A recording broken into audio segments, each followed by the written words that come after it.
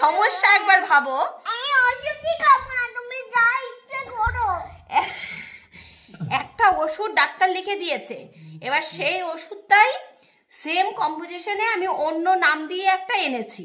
আগের বার যে ওষুধটা এনেছিলাম সেই ওষুধটা কি হচ্ছে, ওই একই নাম যে ডক্টর দিয়েছিল সেই নামেরই ছিল। এবার এই ওষুধটার ফ্লেভারটা হচ্ছে আলাদা, সেন্টটাও আলাদা। তো সে এখন বারবার বলছে, মানে তার হচ্ছে তার জীবন নিয়ে ভীষণ চিন্তা, ঠিক আছে, মা বাবার কোনো চিন্তা নেই।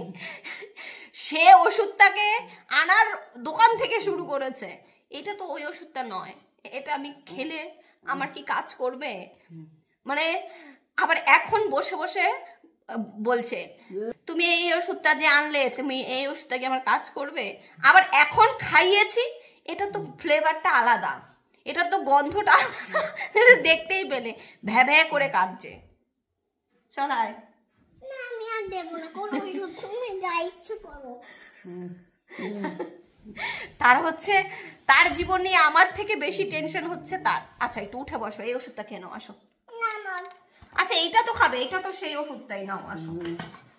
না তাকে হচ্ছে তুমি আমার নাকের ওইটা আরো বাড়াতে চাইছো অন্য ওষুধ খাইয়ে। দেখেছো, আমি পাগল বানাতে চাইছি, পাগল। নেব না কোনো ওষুধ, আমি আর খাবো। এটা না খেলে আরো বেড়ে যাবে। পড়লো পড়লো পড়লো পড়লো পড়লো। আচ্ছা বসো, এটা তো সেই ওষুধটাই না, এটা খেয়ে নাও।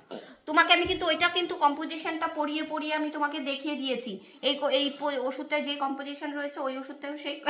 না, ফ্লেভার আলাদা থাকবে না মা, ফ্লেভার কিছুতেই আলাদা থাকবে না। তার আবার আরেক চিন্তা, দুপুরবেলা এখানে বসো আসি, দুপুরবেলা ক্রিম মাখছি, ক্রিমের ডেটটা আছে নাকি একটু দেখে নেবে তো, অথচ নিজেই ডেট দেখতে জানে না, ঠিক আছে, ডেট যে কোথায় থাকে, ডেট কি সেটা নিজেই জানে না। নিজের আবার অনেক চিন্তা, আমার ডেট দেখে আমাকে ওষুধ খাওয়াও, ডেট দেখে আমাকে ক্রিম মাখাও। বেশি কিছু জানলেও অসুবিধা, বলো। বাবা ফুলন দেবী, আর এই ওষুধটা খেতে তো আমার অসহ্য লাগে। এই ওষুধটার গাঢ় পুরো মধুর মতো দেখতে। আবার এটাকে দিয়ে কুলকুচি করছে, দেখেছো? সেই দাঁতে ক্যাভিটিস হয়ে যাবে। বেশি কিছু জানলেও বাচ্চা অসুবিধা, আর কম জানলেও অসুবিধা।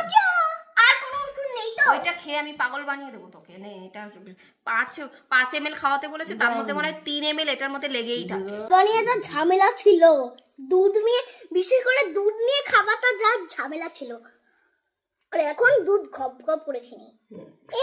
মা কি হলো? কথা বললে তো পড়বেই, ঘপ ঘপ করে, ঘপ ঘপ করে ওটা তো পড়েই যাবে। বললো কি হচ্ছে? দেখেন বন্ধুরা, আপনার সঙ্গে আমি পরে কথা বলছি। এটা আবার কি জিনিস? তোকে বলেছে কেউ কথা বলতে?